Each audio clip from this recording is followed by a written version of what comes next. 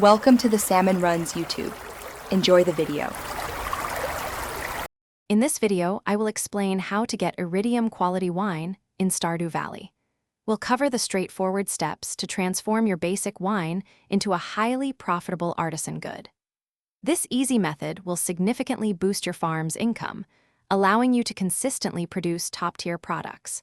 You'll learn the essential tools and timing needed to achieve maximum value from your winemaking efforts, making your Stardew Valley experience even more rewarding and lucrative.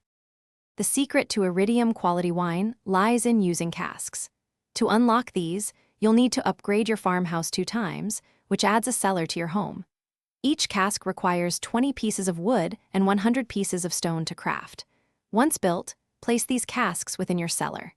This dedicated space provides the perfect environment for your wine to age, transforming it into a much more valuable product over time.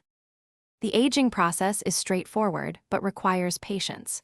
Your wine will progress through normal, silver, and gold qualities before reaching its peak Iridium status.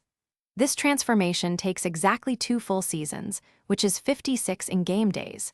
Simply place your freshly made wine into a cask and let time do its work.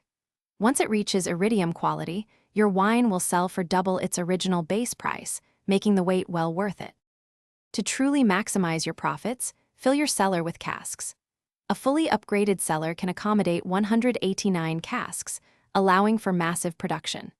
Focus on cultivating high-value crops such as ancient fruit or star fruit, as their wines yield the highest returns. By consistently producing Iridium quality wine, you'll establish a steady and substantial income stream, making your Stardew Valley farm incredibly prosperous and rewarding. Thanks for watching.